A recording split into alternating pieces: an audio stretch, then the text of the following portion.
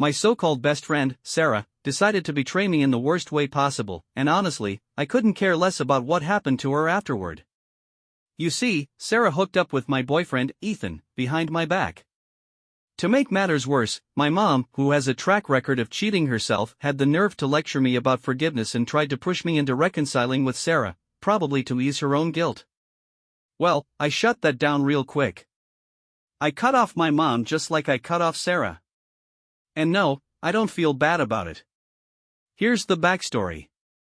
Sarah and I are both 20, and we've been inseparable since we were about 4 or 5 years old, one of those sisters from another mister kind of friendships. She was my rock. When my parents divorced, she was there to comfort me. And when her grandma passed away, I was the one who held her together during high school. Then there was Ethan, my first real boyfriend. He's 21, and we started dating 3 years ago when we were in 6th form, kind of like UK college. Ethan was my first love, my first everything. I introduced him to my family, and I was naive enough to think we'd end up getting married someday. He wasn't exactly a heartthrob, just a sweet, slightly awkward gamer guy who treated me like I was special. He planned date nights and made me feel like I mattered. Looking back, maybe I was young and foolish, but at the time, I thought he was the one. Then came the gut punch. About a month ago, while Ethan was in the shower, his phone lit up with a text notification. We were casual about checking each other's notifications, so I didn't think twice about picking up his phone. What I saw made my stomach drop. The text was from Sarah, asking if they were still on for the night and if she should wear his favorite dress. Favorite dress? What the hell? Ethan had told me he was just going out with friends for drinks that night. That wasn't unusual for him, so I didn't question it. But in hindsight, I can't help but wonder how many of those friend hangouts were actually secret meetups with Sarah. I didn't waste time. I screenshotted their entire conversation and sent it to myself for proof. When Ethan came out of the bathroom, I confronted him with the messages right then and there. I couldn't even hold back how hurt and furious I was. He tried to deny it at first, but it didn't take long for him to cave. The argument escalated quickly, and I stormed out of his apartment. By the time I got home, Sarah was blowing up my phone. I ignored every single one of her calls. I couldn't bear to hear her voice.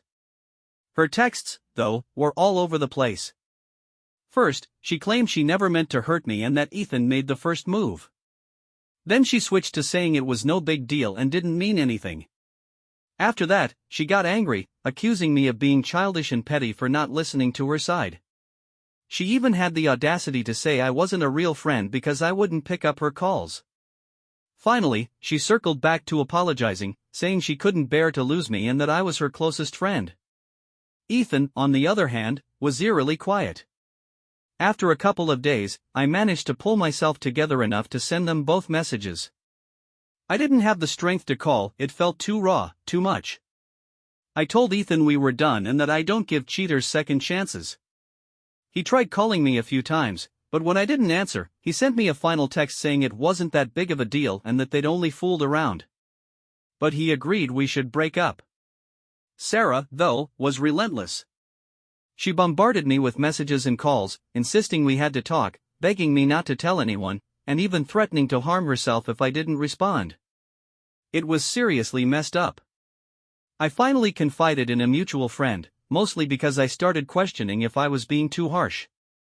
This friend reassured me that my feelings were valid, but things took an unexpected turn when the story got out. Gossip spread like wildfire. A few days later, Sarah attempted to take her own life. I stayed silent. I didn't visit her in the hospital or send any messages to her family. I didn't feel like I owed her that. Now her older sister is coming after me, calling me heartless for abandoning Sarah at her lowest and accusing me of not doing enough to stop her. She says everyone makes mistakes and that Sarah didn't mean to hurt me. Maybe I am a heartless person for not rushing to Sarah's side, but I don't care. I'm relieved she survived, but that doesn't change how I feel. I will never forgive her. She destroyed everything when she betrayed me like that. Narrator's note: trust is the foundation of any relationship, whether it's with a friend or a partner. Once it's broken, there's no going back. And honestly, some bridges are better left burned. Why won't you listen to me? I'll end myself if you don't. That was the last manipulation Sarah tried to pull when her guilt trips stopped working. Then, when I didn't cave, she switched tactics. Why aren't you visiting me in the hospital? The way she twisted everything made my blood boil, but at that point, I was done. She had made her choices, and I was making mine. Update, 1 month later. Hey, everyone. It's been a while since my last post, and I want to thank all of you for your comments and support. Looking back, I know I wasn't being a terrible person, but when Sarah's family kept bombarding me with messages, it really messed with my head. It's hard not to second-guess yourself when people are calling you heartless for protecting your own peace. I wasn't planning to post an update, but a lot has happened since then, so here we are. I'll try to keep this organized. For clarity, I'm giving fake names to everyone. My ex-best friend is Sarah, her older sister is Tammy, and my ex-boyfriend is Ethan. Anyone else relevant will get a name as we go. So, about a month ago, my mom decided she needed to have a talk with me.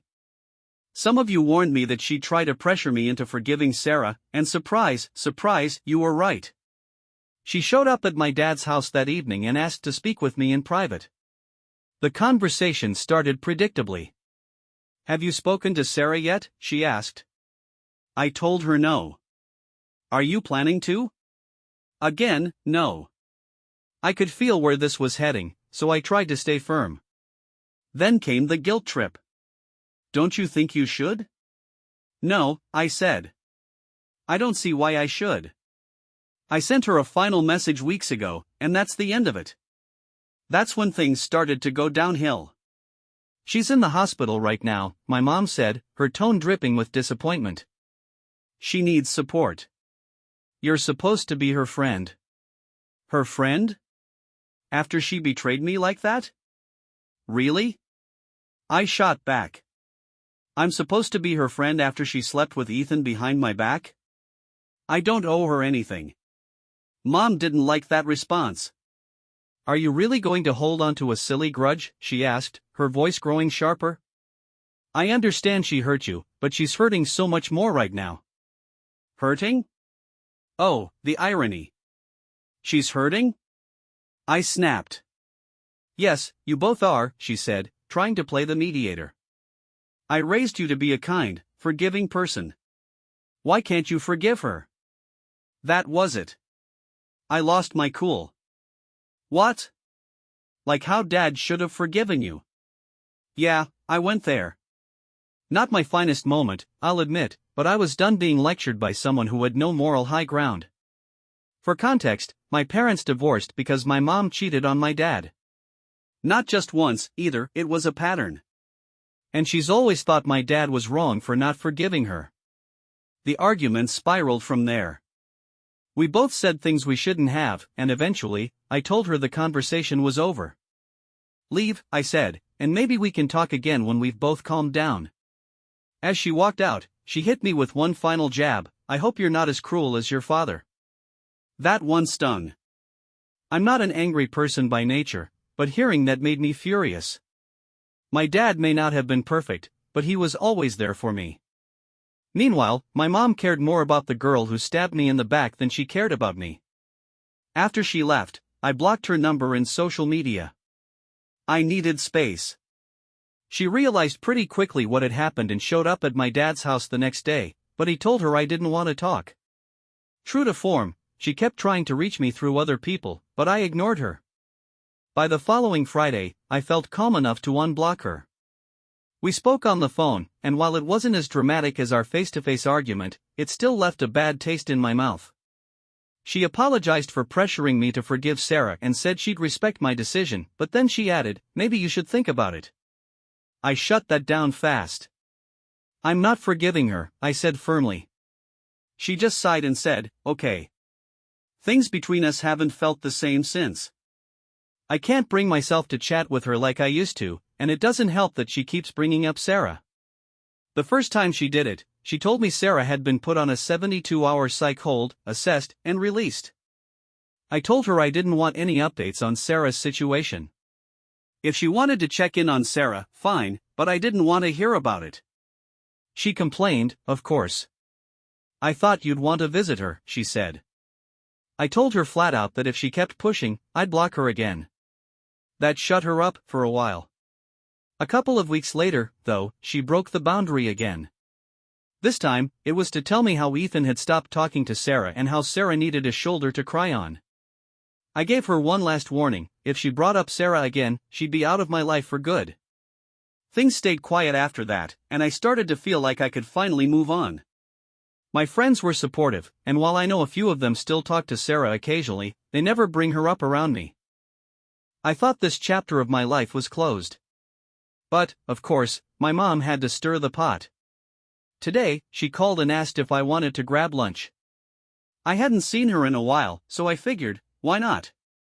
We agreed to meet at Weatherspoons. When I arrived, guess who was sitting at the table with her? Sarah. And Tammy, her sister. As soon as Sarah saw me, she jumped up and tried to hug me. I raised a hand and took a step back, cutting Sarah off mid-hug. Her face fell immediately, like she couldn't believe I wasn't thrilled to see her. The audacity of it all. She looked upset, as if she was the one who'd been betrayed. Meanwhile, my mom went into full panic mode. She knew she had screwed up and started scrambling to justify her actions. "It hurts to see you two fall apart like this," she said. "You were so close. I thought you'd forgive her by now. She made a mistake. She misses you." Sarah stayed quiet through Mom's excuses, but I could feel Tammy's glare burning into me. My chest tightened, and I felt a wave of anger and sadness rising. I couldn't believe my own mother had pulled something like this. Part of me wanted to cry right there, but I wasn't about to give anyone that satisfaction. Instead, I turned to Sarah and said, "For someone who's made a mistake, you sure haven't apologized for it yet." Her guilty expression deepened as she mumbled, "You've got me blocked, I had no way to reach you." "Is that really all you have to say?" I asked, my voice icy. She just stood there, staring at me like she didn't understand why her half-hearted excuse wasn't enough. That was it for me. I turned to leave, but Tammy decided to make her move. She started yelling at me, claiming I owed Sarah a second chance after all the trauma I had supposedly put her through. Meanwhile, Sarah was begging, her voice shaky, "Please, just listen to me." "Can't we talk?" I spun around and snapped, "All of you, go to hell. Don't ever contact me again." Then I walked out before Tammy could escalate things further. When I got home, I sent my mom a single text: "Lose my number. You no longer have a place in my life." I blocked her immediately after and broke down in tears. The betrayal from my own mother, it was too much to bear. Thankfully, my dad was there to comfort me. He did his best, but the pain cut deep. How could she ambush me like that, siding with someone who had shattered my trust? New update, over a year later. It's been over a year since all of this went down, and I'm in a much better place now. The holidays were amazing. I spent Christmas with my dad, surrounded by love and laughter. We even went out with friends on Boxing Day and partied hard, regretting it even harder the next day, of course. Looking back to Christmas and New Year's in 2023, I wasn't in a good place at all. That's why it's taken me so long to update. You can't pour from an empty cup. I had to focus on myself and rebuild before I could share where I've ended up. As of January 2024, I've had zero contact with my mom. Unfortunately, I've run into her 3 times since then, none of them by choice. Each time, I've done my best to avoid talking to her. The first major confrontation came during Christmas 2023. She fully expected me to spend the holiday with her side of the family, despite everything that had happened. When my dad told her that wasn't going to happen, she absolutely lost it. She wouldn't take no for an answer in the weeks leading up to Christmas, so Dad and I decided to stay at my aunt's house on Christmas Eve to avoid any drama. Apparently, my mother showed up at our house early Christmas morning, determined to stop us from leaving. She was livid when she found out we were already gone. Thankfully, my aunt had recently moved, so my mother didn't know her new address. We came home the day after Christmas to find that my mom had left her mark. Packages on our porch were completely destroyed, ripped open, stomped on, just annihilated. There was even a Christmas card addressed to me, but inside was a vile letter.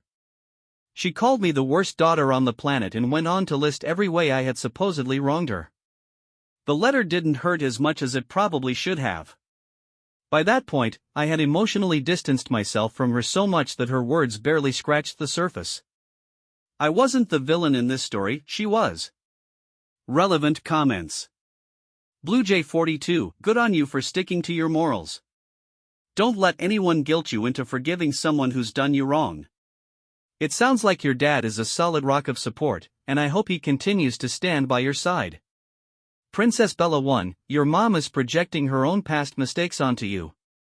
She wanted your dad to forgive her just like she wants you to forgive Sarah. But Sarah isn't your friend. All friends don't betray you like that.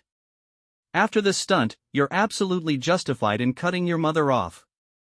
I'm so sorry she ambushed you like that, but it's good that your dad has your back. Final update, 16 months later. Hey, everyone. It's been 16 months since my original post, and I wanted to give you all a proper update.